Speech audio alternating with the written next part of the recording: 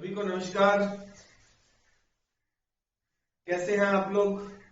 कक्षा 12 इतिहास 4th अध्याय हमने सीरीज स्टार्ट कर रखी है। कुछ दिनों से किसी समस्या के कारण मैं इसको निरंतर नहीं रख पाया, बस अब फिर से हमने रिस्टार्ट कर दिया। तो 4th अध्याय तक जितने भी स्टूडेंट्स देख चुके हैं, 4th अध्याय दुर्गादास राठौड़ से पहले तक महाराणा प्रताप तक जो वीडियो बन चुकी है, जिसमें हमने चंद्रसेन को नहीं पढ़ाया क्योंकि चंद्रसेन पे कोई बड़ा क्वेश्चन है नहीं, 5-7 मिनट का टॉपिक है। उसमें आप दो चीजें ध्यान रखना, चंद्रसेन वाला जो पार्ट है, नागौर दरबार और चंद्रसेन को प्रताप का अग्रगामी क्यों कहा जाता है, ये चीजें आपने अच्छे से रीड कर लेनी है। फिर हम बात करते हैं दुर्गादास राठौड़ पर। और जितने भी स्टूडेंट देख रहे हैं ना, मैं पहले भी कहता हूं, वीडियो देखते ही ना आप मेरे को कॉल करके कहते हो सर बहुत अच्छा पढ़ा रहे हो, आगे पढ़ाओ, पॉलिटिकल भी पढ़ाओ, ये भी पढ़ाओ। तो ऐसे करके ना एक अंगूठा ऐसे निशान होता है, अंगूठा ऊपर की ओर, उसको कहते हैं लाइक करना। तो वो बटन दबा के वीडियो को लाइक किया करो। कमेंट आपको नहीं करना आता, मैं समझ सकता हूं, लाइक कर दिया करो वीडियो को। फिर मेरे को ये होता है कि वास्तव में आप वीडियो को पसंद करते हैं। दुर्गादास राठौड़, राठौड़ों का यूलिसेस, यूरोप का राजा था यूलिसेस, उससे तुलना की है कर्नल जेम्स टॉड ने। कर्नल जेम्स टॉड, वो कर्नल जेम्स टॉड जिसने हल्दी घाटी के युद्ध को मेवाड़ की थर्मोपल्ली और दिवेर के युद्ध को मेवाड़ का मैराथन कहा, घोड़े वाले बाबा कर्नल जेम्स टॉड। अब हम बात करते हैं दुर्गादास राठौड़ पर। देखिए, दुर्गादास राठौड़ किसी जगह का कोई भी राजा नहीं था। पहली बात, ये एक सेनापति मान सकते हो, मेवाड़ का एक अंगरक्षक मान सकते हो, मेवाड़ नहीं सॉरी मारवाड़, इसका संबंध मारवाड़ दरबार से है। एक बात, मारवाड़ के जितने राजा उनके नाम के आगे राव लगता है, मेवाड़ के जितने राजा उनके नाम के आगे राणा महाराणा लगता है। दुर्गादास राठौड़ 1638 में, देखिए दुर्गादास राठौड़ पर बड़ा क्वेश्चन आने के चांसेस है भी नहीं भी, 50-50 है, जैसे महाराणा प्रताप पर है और जो जहां मैंने बताया हुआ है, इस पर शॉर्ट क्वेश्चन आने की पूरी संभावना है। और शॉर्ट क्वेश्चन इन्हीं पॉइंट्स में से निकलकर आपके सामने आता है। जोधपुर राज्य का इतिहास बुक लिखी हुई है गौरीशंकर हीराचंद ओझा। गौरीशंकर हीराचंद ओझा राइटर है, उसने जोधपुर राज्य का इतिहास बुक लिखी है, जिसमें उसने उसका जो दूसरा भाग है वो उसने सारा दुर्गादास राठौड़ को समर्पित किया है, उसके बारे में लिखा है। तो आप सोच लो दुर्गादास राठौड़ के बारे में ओझा क्या कह रहा है। उसका प्रारंभिक जीवन हम देखते हैं। 1638 में जोधपुर के सालवा गांव में आसकरण जी के घर पे जसवंत सिंह का राज्य था, उस समय शासन था जोधपुर में। जसवंत सिंह के दरबार में आसकरण नौकरी किया करते थे। आसकरण के घर पर सालवा में दुर्गादास राठौड़ का 1638 में जन्म होता है और 1718 में इनकी मृत्यु होगी उज्जैन में। देखिए, ये रीट के काम का भी है। अब रीट में राजपूत मुगल संबंध है, तो उसमें दुर्गादास राठौड़ है ही, और यही प्रश्न है सारे। जन्म हो गया तो कुछ एक समय, ये देखो जसवंत सिंह के दरबार में रहता था आसकरण। आसकरण का अपनी पत्नी से मनमुटाव हो जाता है, तो वो अपनी पत्नी और पुत्र को छोड़ करके जसवंत सिंह के दरबार में रहते हैं। जसवंत सिंह को कहते हैं कि मेरे जो दूसरा जो भी उसका पुत्र था, जो भी उसके बारे में बता देते हैं, और दुर्गादास राठौड़ के बारे में नहीं बताते। एक बार क्या होता है, जिस खेत में ये खेती करता है दुर्गादास राठौड़, वहां से फसल के बीच में से सांडनियां जा रही होती हैं, मादा ऊंट जिसको हम कह सकते हैं।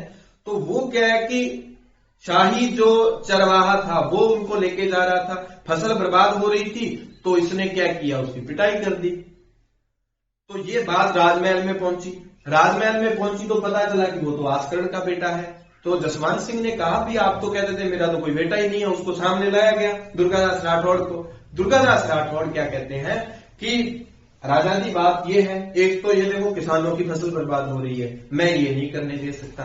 दूसरी बात, ये जो चरवाहा है ये मारवाड़ राज्य के, मारवाड़ शासक के बारे में अपशब्द बोल रहा था। मतलब उसने सीधा कह दिया जसवंत सिंह जी आपके बारे में ये अपशब्द बोल रहा था, जो मुझे कदापि स्वीकार नहीं है।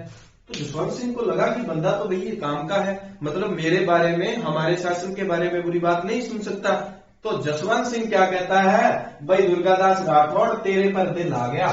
तो दिल आ गया जब, फिर ये क्या कहता है 5 गांव देता है दुर्गादास राठौड़ को कि ले 5 गांव रख कर ऐश, और 12,000 रुपए मासिक आमदनी थी।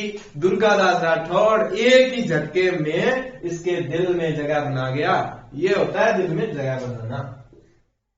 प्रारंभिक जीवन, दुर्गादास राठौड़ की एंट्री हो गई। किस तरह एंट्री हुई जसवंत सिंह के दरबार में, ये आपको पता चल गया। अब दूसरी बात है दुर्गादास राठौड़ जोधपुर शाही नियंत्रण। देखिए, दुर्गादास राठौड़ के आने के बाद की बात है, क्योंकि जसवंत सिंह जो है ना, वो भाई औरंगजेब के अंडर में काम करता था। भारत में इस समय मुगलों की सत्ता थी, शासक था औरंगजेब। देखो, इस समय नहीं औरंगजेब, 1658 से 1707 तक औरंगजेब रहता है। जसवंत सिंह की मृत्यु होती है 1678 में, इस समय औरंगजेब है। तो जसवंत सिंह जमरूद जगह पड़ती है अफगानिस्तान में, वहां पर अभियान में गया हुआ था, औरंगजेब ने भेजा, वहां जसवंत सिंह की मृत्यु हो गई। मृत्यु के बाद औरंगजेब क्या करता है, इस पॉइंट की परिभाषा बता रहा हूं, जोधपुर पर शाही नियंत्रण। औरंगजेब क्या करता है, यहां अपना सेनापति किसी को मुखिया बना देता है जोधपुर का। फिर जसवंत सिंह के परिवार से कोई था इंदर सिंह, तो जोधपुर का राज्य इंदर सिंह को 36 लाख रुपए में औरंगजेब बेच देता है। बेच दिया और कुछ समय बाद वो इंदर से राज्य वापस लेके और जोधपुर राज्य को खालसा घोषित कर दिया। खालसा का मतलब क्या है, सरकारी भूमि या सरकारी नियंत्रण वाली भूमि। ये पॉइंट की व्याख्या में क्या लिखोगे, जोधपुर पर शाही नियंत्रण। 1678 में जमरूद में जसवंत सिंह की मृत्यु के बाद औरंगजेब द्वारा जोधपुर राज्य 36 लाख रुपए के बदले में इंदर सिंह को बेच दिया जाता है। कुछ समय बाद इंदर सिंह को वापस बुला लिया और जोधपुर राज्य को खालसा घोषित कर दिया। तो और जोधपुर पर शाही नियंत्रण हो गया। खालसा का मतलब सरकारी भूमि। ये बात जो है दुर्गादास राठौड़ को अच्छी नहीं लगी। अजीत सिंह की सुरक्षा, अब सीधा अजीत सिंह कौन आ गया, जैसे ही और इसकी मृत्यु होती है जसवंत सिंह की। जसवंत सिंह की 2 पत्नियां थी, गर्भवती थी, और दोनों पत्नियों के एक पुत्र होता है, अजीत सिंह और दलथम्बल। दलथम्बल की थोड़े समय बाद ही मृत्यु हो जाती है, अजीत सिंह बचता है। औरंगजेब अपने दुर्गादास राठौड़, देखो जमरूद अफगानिस्तान में ये थे, दुर्गादास राठौड़ क्या करता है, अजीत सिंह को और दोनों पत्नियों को अपने साथ लेकर आ रहा था। औरंगजेब को पता चल जाता है कि जसवंत सिंह की मृत्यु के बाद उसका एक पुत्र जीवित है, तो इसका मतलब जोधपुर का राजा तो वो बनने का हकदार है।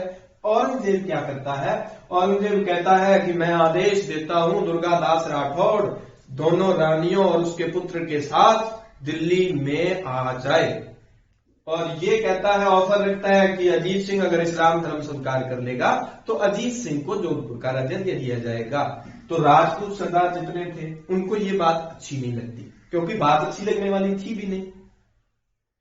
औरंगजेब क्या करता है, इनको कैद करके रख लेता है, रानी को और अजीत सिंह को। कुछ राजपूत सरदार होते हैं। दुर्गादास राठौड़ देखो खुराबाती दिमाग का है, फिरकी घुमाता है, और दुर्गादास राठौड़ वहां से क्या करता है, दिल्ली से 1689 में दिल्ली से सालावास जोधपुर ले आता है अजीत सिंह को। अजीत सिंह अभी नेनियो टाबर है, छोटियो नेनियो जम्मे घणो मोटो बनियो।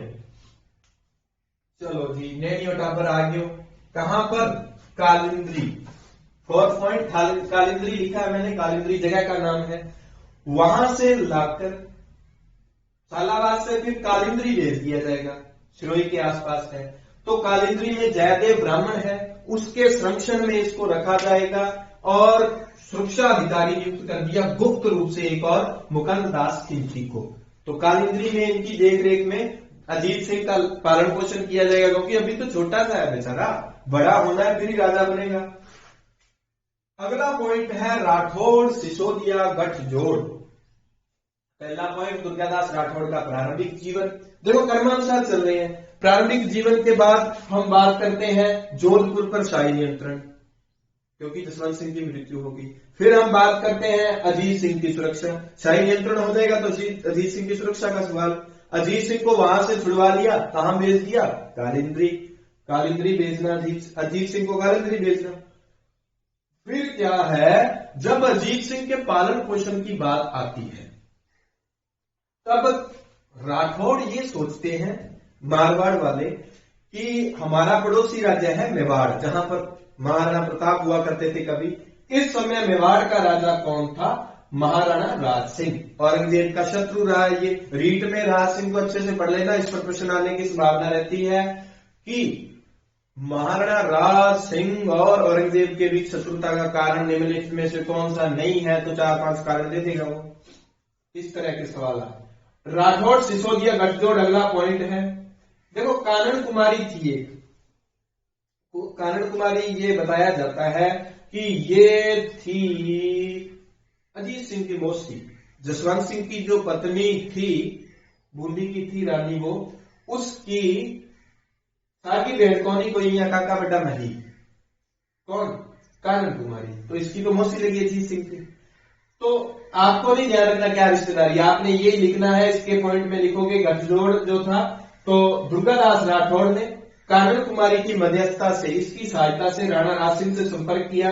कानन कुमारी राज सिंह को कहती है, भाई ये बात है कि अगर मारवाड़ पर औरंगजेब का अधिकार हो जाता है तो हम उसके पड़ोस में बैठे हैं, हमें भी तो वो तंग करेगा, तो अजीत सिंह को अभी सुरक्षा चाहिए, तो अपने उससे मित्रता कर लेते हैं। राज सिंह सोचता है और फिर ठीक है भाई, तो राज सिंह क्या करेगा? राज सिंह अजीत सिंह को 12 गांव और एक केलवा की जागीर दे देगा कि अजीत सिंह के पालन पोषण के लिए यहां से गुजारा करो, मेरे राज्य से ये ले लो आप, और मैं सहायता करूंगा खुद।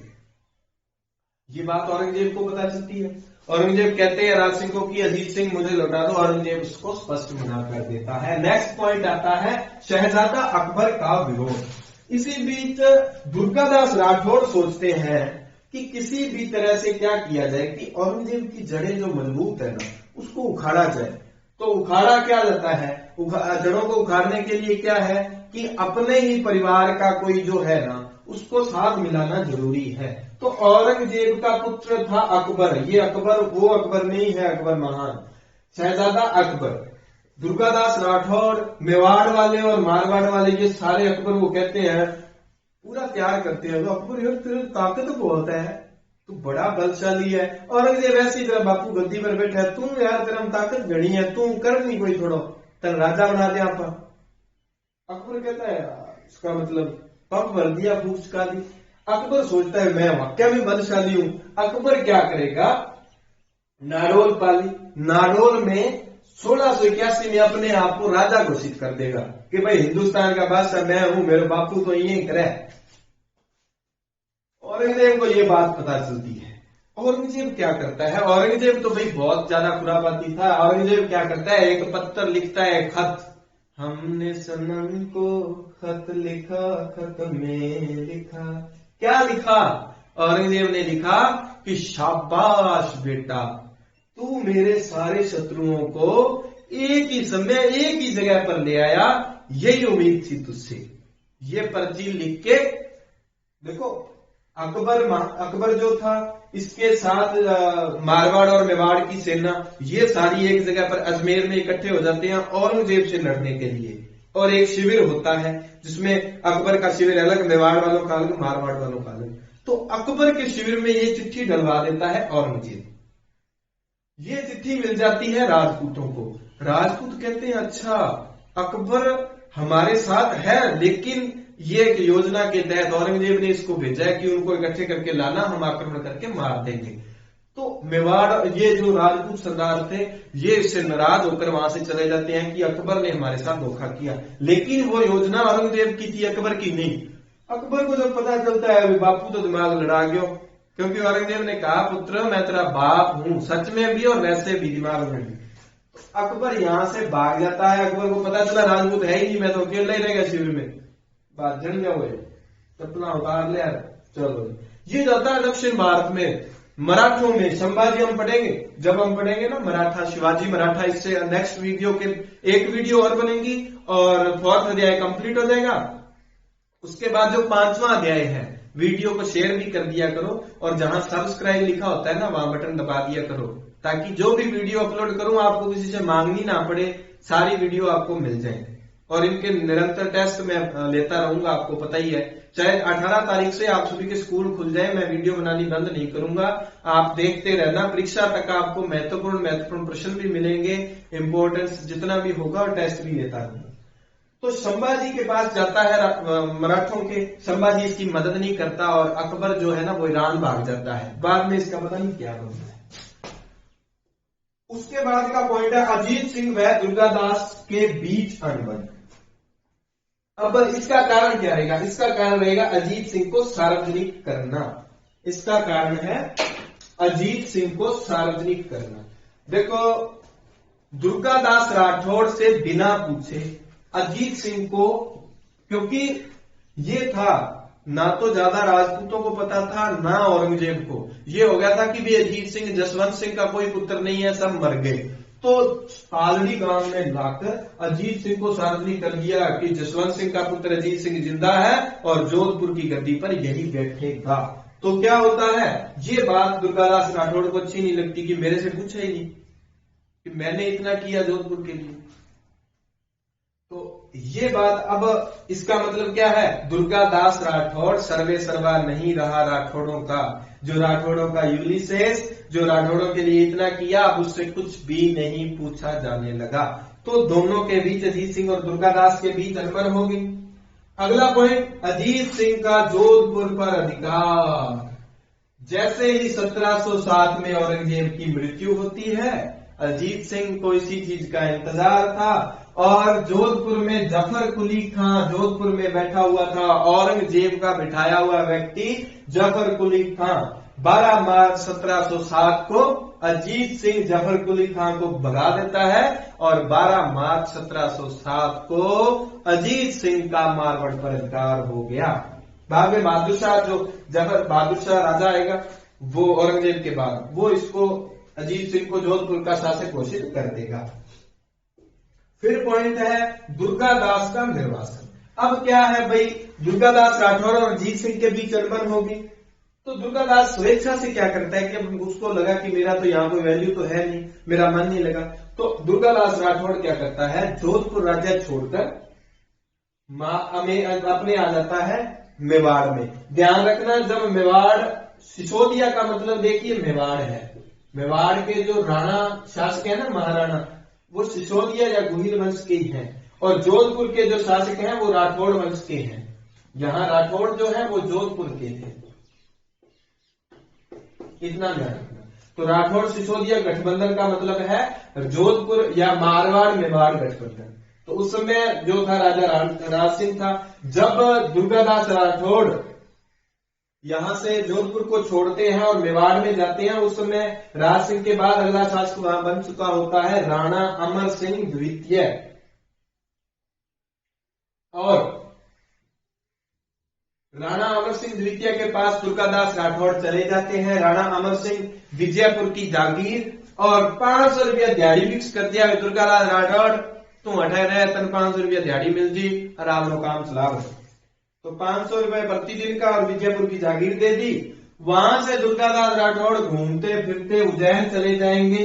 उज्जैन में अभी जो लास्ट महाकुंभ उज्जैन में ही था, क्षिप्रा नदी के किनारे, उज्जैन क्षिप्रा नदी के किनारे पड़ता है। 1718 में उज्जैन में दुर्गादास राठौड़ की मृत्यु होगी। बहुत इंपॉर्टेंट प्रश्न है, पूछा जा सकता है रीट और अन्य कंपटीशन वाले जो हैं कि दुर्गादास राठौड़ की मृत्यु कहां हुई, उज्जैन में। दुर्गादास राठौड़ की छतरी कहां है, तो वो राज्यों का नाम दे सकता है, राजस्थान, एमपी, महाराष्ट्र, गुजरात। तो देख लो अब उज्जैन कहां पर है, आपको पता ही एमपी में होगा शायद, मेरे को पता नहीं, एमपी में। तो ये बात आपने ध्यान रखनी है, किसी भी तरह से प्रश्न पूछा जा सकता है। अब दुर्गादास राठौड़ के अगर व्यक्तित्व की बात करें, वीर योद्धा है, काफी लड़ा है, कुशल कूटनीतिज्ञ है। कूटनीति तो इतनी है कि औरंगजेब के सामने उसके ही पुत्र को उसका शत्रु बनाकर उसके सामने खड़ा कर दिया। धार्मिक सहिष्णु है। धर्म सहिष्णु कैसे पता चलता है? अकबर जब यहां से ईरान भाग गया तो अकबर की पुत्री थी और एक उसका पुत्र था, उनको ये क्या करता है, उनकी शिक्षा का पालन पोषण का सब ध्यान रखता है। और बाद में औरंगजेब को जब इस बात का पता चलता है तो औरंगजेब इसको 3,000 रुपए और ऐसा करके कुछ इसका वेतन का वो फिक्स करता है, मनसब देता है इसको, खुश होकर कि इतना अच्छा काम किया, हम इसके शत्रु ही थे फिर भी इसने हमारे जो परिवार के वंशज थे उनको संभाल के रखा। और यूलिसेस, दुर्गादास राठौड़ों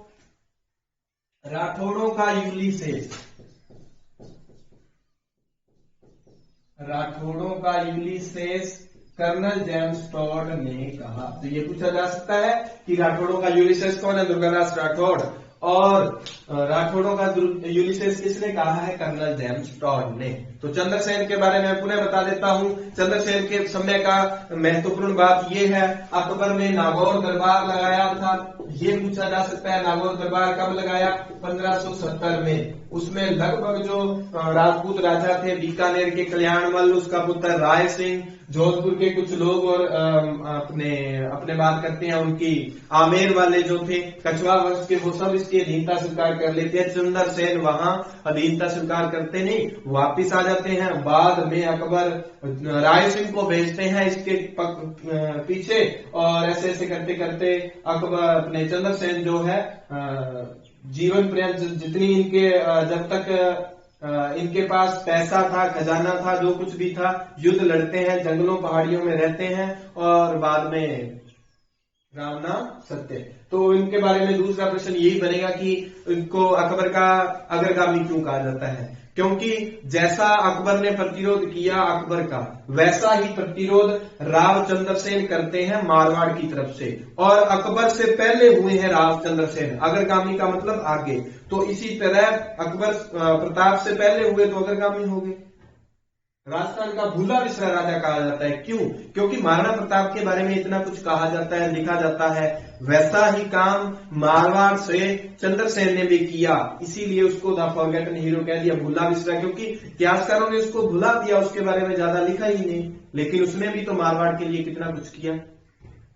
तो सामान्य बातें, कहाँ जन्म होता है, किसके महादेव का ये पुत्र था, और कैसे कैसे जो भी इसका सिस्टम थोड़ा बहुत आपने देखना है, ज्यादा है तो इसको अच्छे से कर लेना। धन्यवाद, जय हिंद, जय भारत। कल अपना 15 तारीख को टेस्ट रखा ही है 12th क्लास का दूसरे अध्याय का, वो टेस्ट सभी देना और बाद में उस टेस्ट की वीडियो बनाएंगे।